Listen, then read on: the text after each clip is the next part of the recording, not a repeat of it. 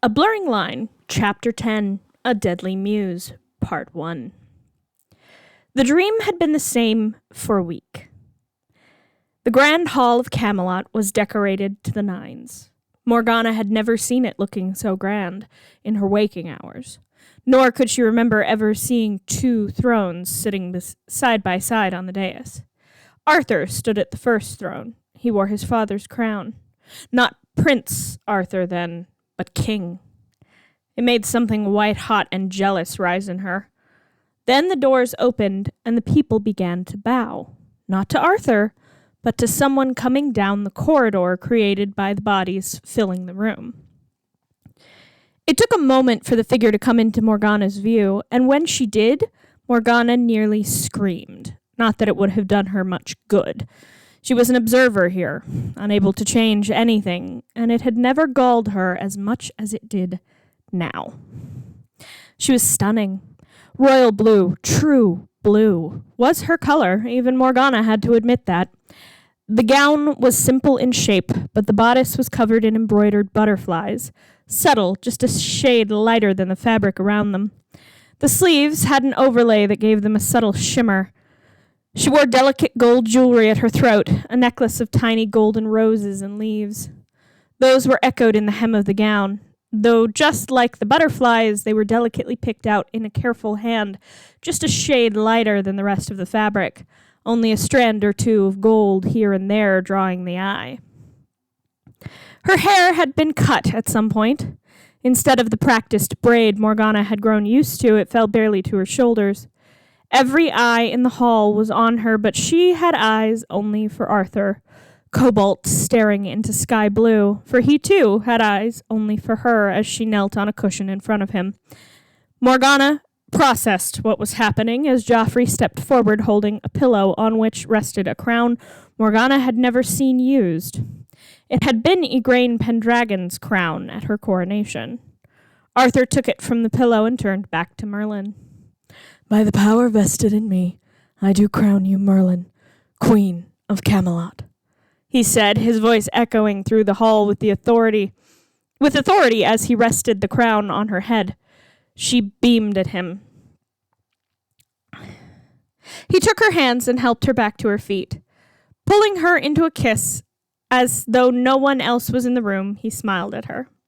He guided her to sit in the second throne and sat down next to her. They cut an impressive image together, red and blue, side by side, contrasting and yet in tune. Arthur finally turned his attention to the crowd. "Long live the Queen," he called, and everyone echoed the words. Cheers and applause echoed in Morgana's head as she sat bolt upright in bed, shaking. It had been a solid week of this dream. It would not go away. Morgause must have sensed her distress, for she arrived within the walls to speak to her. "The future is a malleable thing, but can be dangerous to meddle with. This is a powerful prophecy. Your healing bracelet will not defend you from it. We must prevent this future from happening." "How? Every time she's accused of anything, she finds a way to wiggle her way out of trouble. She needs to die," Morgana said. "But I cannot be the one who does it. Arthur will forever be suspicious, not to mention Leon, who seems to have latched onto her as well. Even Gwen seems to be drawing away." Morgana hugged herself. Morgause paced for a moment. "I have an associate who may be of assistance to us. His paintings are to die for. Arthur will receive one as a gift, and no one need ever know we were involved. It won't even truly matter which of them dies," Morgause said with a smile, and Morgana nodded, a grin spreading over her own face. "It's not a good likeness," Merlin observed, staring at the painting hanging up in Arthur's chambers. It was supposed to be him, but something about it was off. "Has whoever painted this ever actually seen you before?" she asked, tilting her head at it. Arthur shrugged from his desk. Merlin was supposed to be cleaning, but the new addition to Arthur's room had caught her attention when she walked into the room. "I'm honestly not sure. It's a gift from some noble or another. I didn't catch the name, he said, not looking up from his paperwork. They sent you a painting of yourself? She asked, and Arthur looked up to see her pulling a face, one finger brushing the painting. As if you needed a bigger head, she teased. He rolled his eyes. That monstrosity isn't likely to give anyone a bigger head, he said, setting down his paperwork. He frowned at the painting over Merlin's shoulder. It wasn't bad. There had been some skill put into the painting itself, but it was wrong.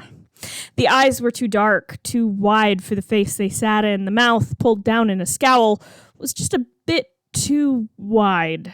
It was unsettling. Why are you keeping it in here? She asked, still frowning at the painting. For the same reason you keep wearing the dagger my father gave you but never use it. Because my father frowns on spurning gifts, especially extravagant ones. He'll forget about it in a week or two and I'll toss it in a fire. It really isn't a good likeness, Arthur said, frowning as he looked back down at the table. Kinda creepy, Merlin said with a shiver, shaking her head. Are you saying I look creepy? Maybe we should get this painter to paint you too. See how well that turns out, Arthur joked, looking up as Merlin turned around to face him. What he saw made him freeze. The moment Merlin turned from the painting, the figure in it moved. A hand reached out of it. Merlin wasn't looking. Merlin, guards! Arthur called, diving for the sword on the side table. Merlin screamed as the thing from the painting grabbed her around the shoulders. The door burst open, the guards rushing in, weapons drawn. The thing coming out of the painting had gotten a solid hold on Merlin in the moment it took Arthur to get his weapon. She shrieked as it tugged at her. The creature was dragging her backward into the painting. Arthur rushed across the room, but by the time he made it to the frame, Merlin had lost her footing and was falling backwards into the frame.